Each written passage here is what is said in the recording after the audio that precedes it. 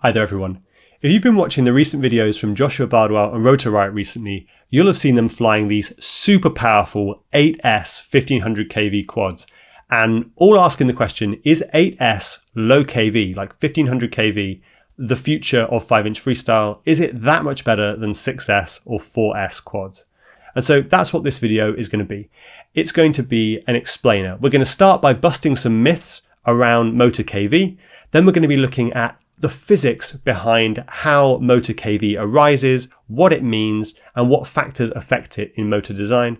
And then we're going to be looking at how a high KV low voltage build compares to a low KV high voltage build in terms of performance.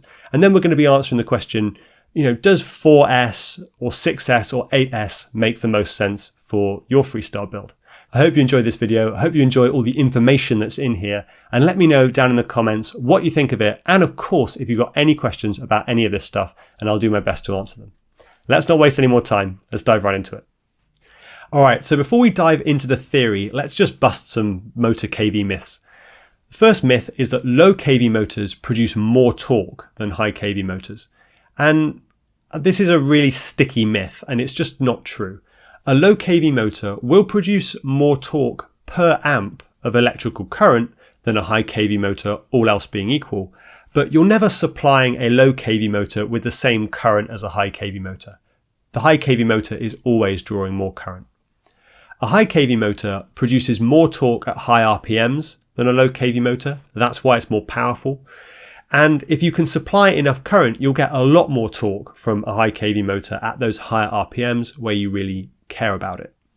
Peak torque is actually very similar for high and low KV motors, and it isn't really dependent on KV at all. It's dependent on the magnetic field strength that you can generate from the rotor, which is to do with how strong the magnets are, how big the magnets are and their shape, and the area of the air gap over which that field can act. So if you have a big motor, a taller motor or a wider motor, that increases the surface area of the air gap and therefore the peak torque, but it's not really dependent on KV. The second myth is that strong magnets increase Motor KV, and actually the opposite is true. The stronger the magnet and the tighter the air gap in your motor, the lower the KV of the motor will be, all else equal. So if you increase the strength of the magnets, you typically will also reduce the number of turns in your motor winding so that the KV stays roughly the same. And you can actually get a really counterintuitive thing where if you were to swap a rotor with weak magnets to a rotor with strong magnets, you would decrease the KV of the motor, and you might even end up losing top end power because of the decrease in KV, even though you've moved to stronger magnets. So it's important to know that strong magnets don't increase the KV of a motor. The final myth we're going to look at is that lower KV motors are more efficient, and this is confirmed. This is usually true in practice, and that's due to the manufacturing constraints on motor design, and we're going to see how that plays out later on. We're just about to get into the meat of this video and up close and personal with some physics. So make sure you like the video, subscribe to the channel, get comfy, and let's go get some knowledge. Now that we've busted some myths, let's dive into the physics and show what determines Motor KV, how Motor KV affects the performance of a motor, and how this all plays into the argument for higher voltage, lower KV for more power.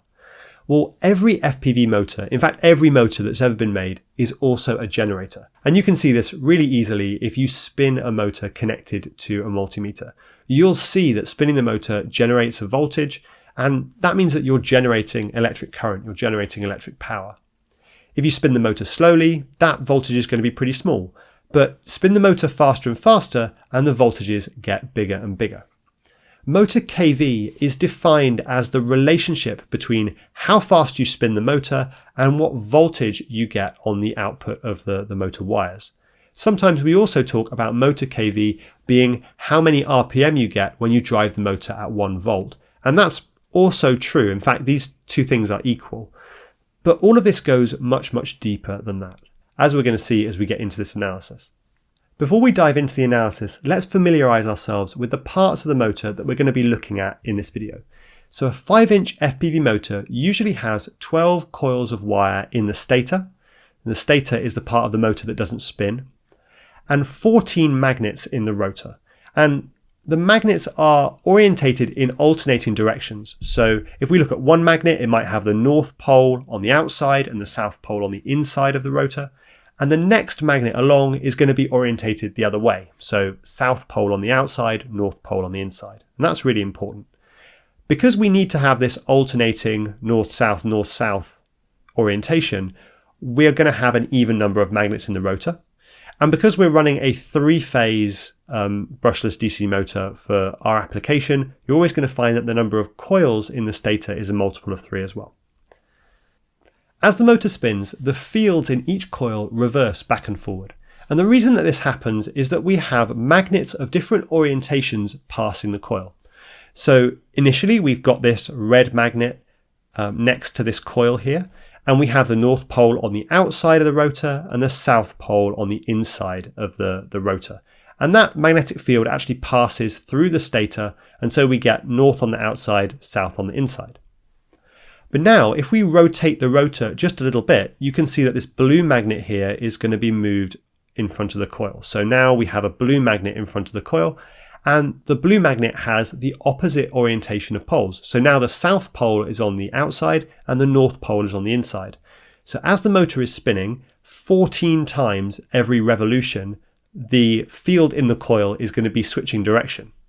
This situation that we find ourselves in with this single coil in the motor is almost identical to an experiment you might have seen or even done at school where you moved a bar magnet into and out of an electric coil. As long as the motor is spinning, we have this constantly changing magnetic field inside the coil. Sometimes it's pointing north-south, sometimes it's pointing south-north, and it's switching back and forward continuously. Whenever you have a changing magnetic field or a magnetic field that's changing direction inside a coil of wire, you're going to induce an electromagnetic force. And we call this the back EMF of the motor. And you can measure this back EMF as a voltage, and if you connect it into a circuit, it will actually induce a current to flow as well. But what defines how big that voltage is going to be? Well, there's actually an equation for it, and it was discovered by Michael Faraday. And it turns out that what's important is the number of turns in the coil, because every turn of the coil adds a little bit more voltage to this back EMF. So the more turns you have, the more voltage you get. The size of the magnetic field. So if you have a really big magnetic field, then you should expect to have a big back EMF voltage. That makes sense. Bigger field, bigger response. And the time taken for the magnetic field to change. So if the motor's spinning really fast, the magnetic field is changing really, really quickly because those magnets are passing the coil really fast. And so that also increases the size of the back EMF.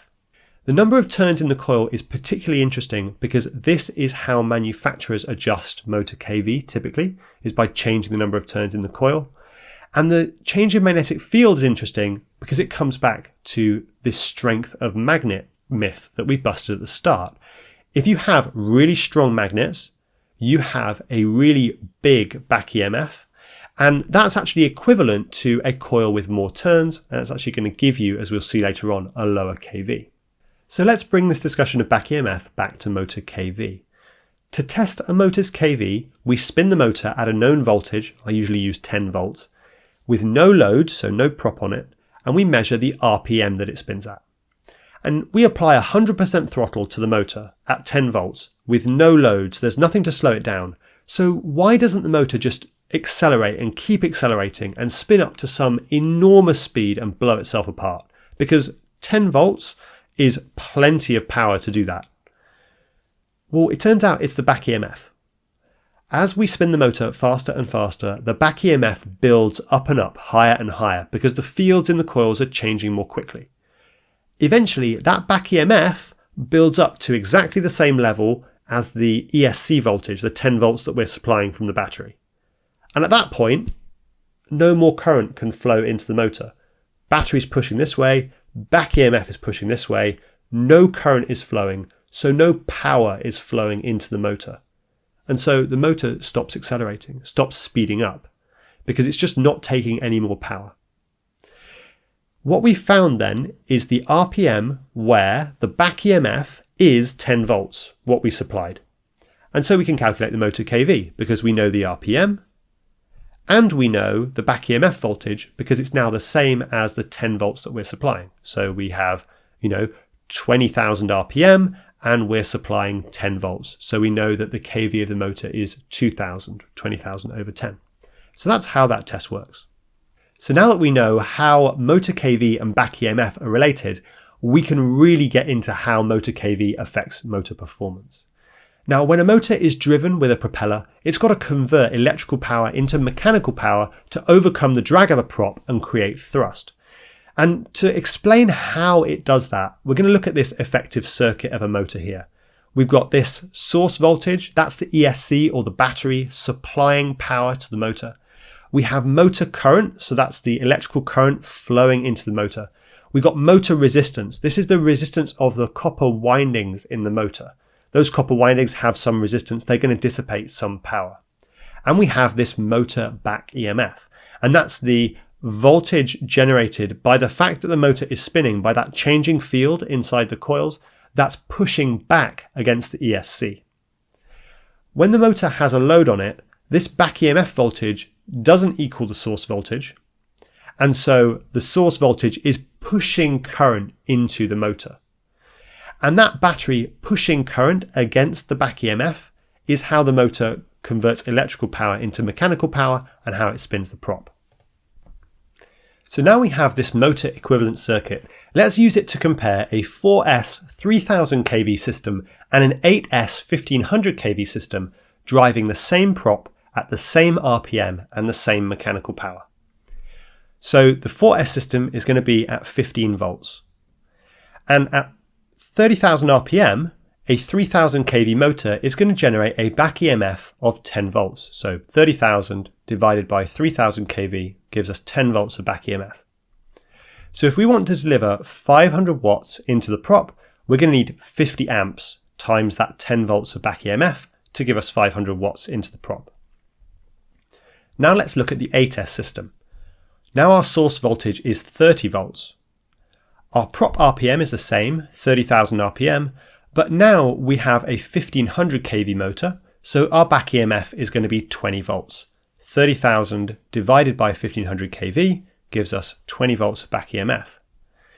Now, to get our 500 watts, we need only 25 amps. And so everything is exactly as we would expect. We have the same power at twice the voltage, so we have half the current. And that's the difference between the 4S system and the 8S system. The current's just halved. Now let's talk about motor heating. And all of the motor heating is going on in this motor resistance here. All of the power that's dissipated in the motor resistance is going to go into heating up the motor. In the same way that all of the power dissipated in the back EMF is going to go into driving the prop, all of the power in the motor resistance is going to go into heating up the motor. If we want the two systems to have the same heating in the motor, we are going to need the power dissipated in this motor resistance to be the same. And we can kind of work that out. The power dissipated in this motor resistance is the motor current times the motor resistance times the motor current. So that's giving us I squared R heating there. Now you can pause the video and kind of follow through the maths on both sides. What we find is that the motor resistance for the 4S build needs to be a quarter of the motor resistance for the 8S build if they're going to have equivalent self-heating performance. In theory, this is absolutely possible. The 4S motor is going to have half the number of turns in its coil, so the coil length is only going to be half as long.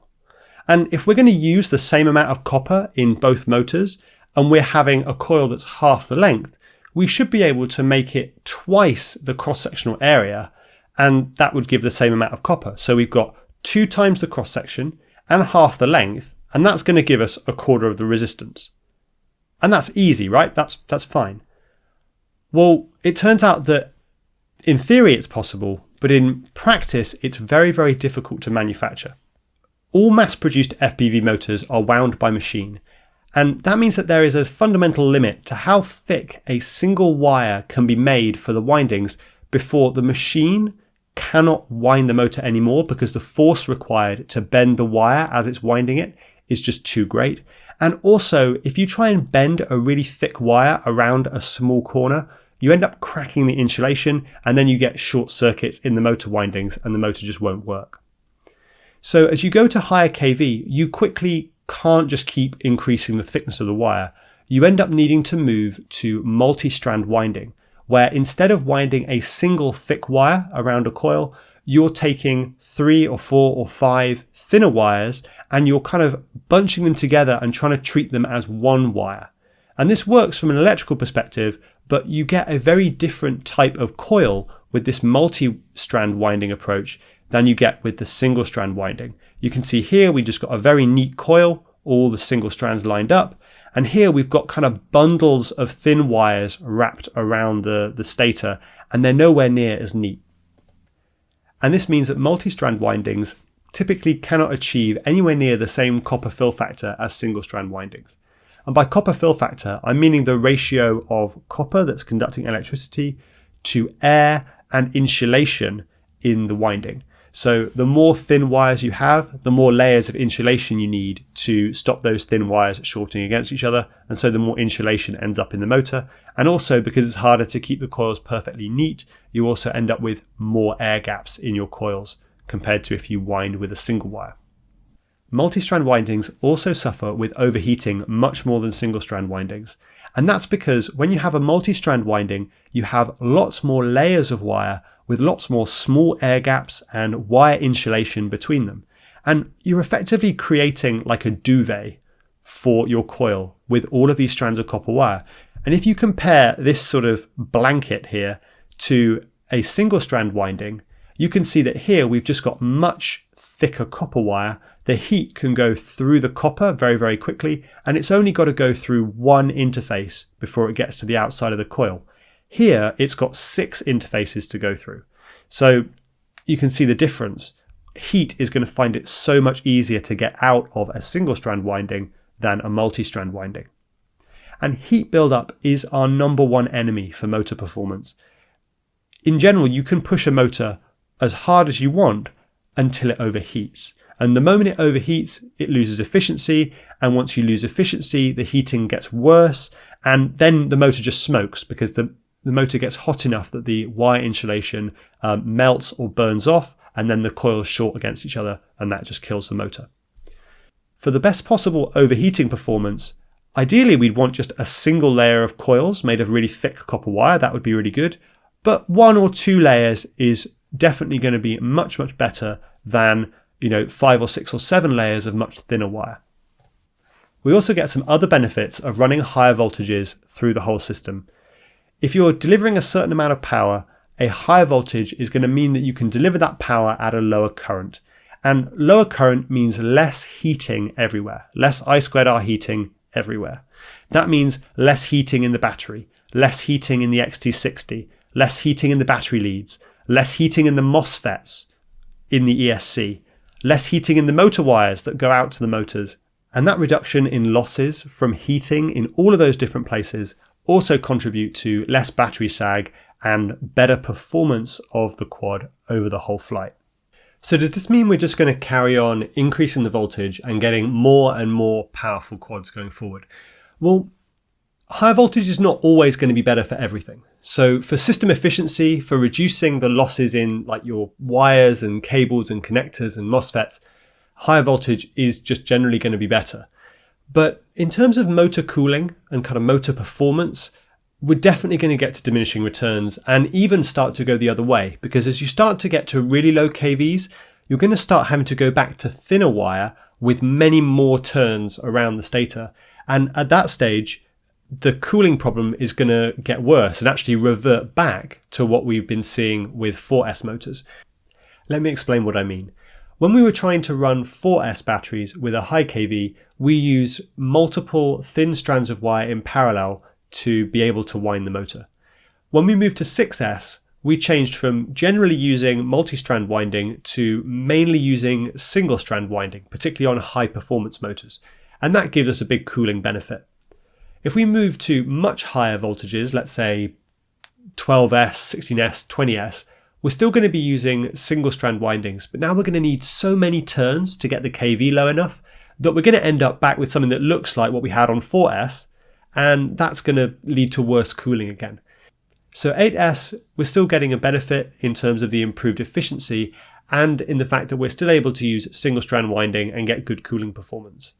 But I'm interested to know how far you can push it, like 12, 16S. Does that start to get to the point where the motors no longer cool as well? I guess we'll have to wait for someone to be crazy enough to find out. Who knows, might even be me. That brings us to the end of the video. Let me know down in the comments if you think you're going to be flying 8S in a few years' time. Personally, I think if costs come down to the point where 8S batteries and components are competitive with 6S components today, then I could see myself switching over and trying to gain some extra performance. But if everything remains expensive and the batteries remain significantly heavier than the 6S packs we have today, then I'm not sure I'm so tempted.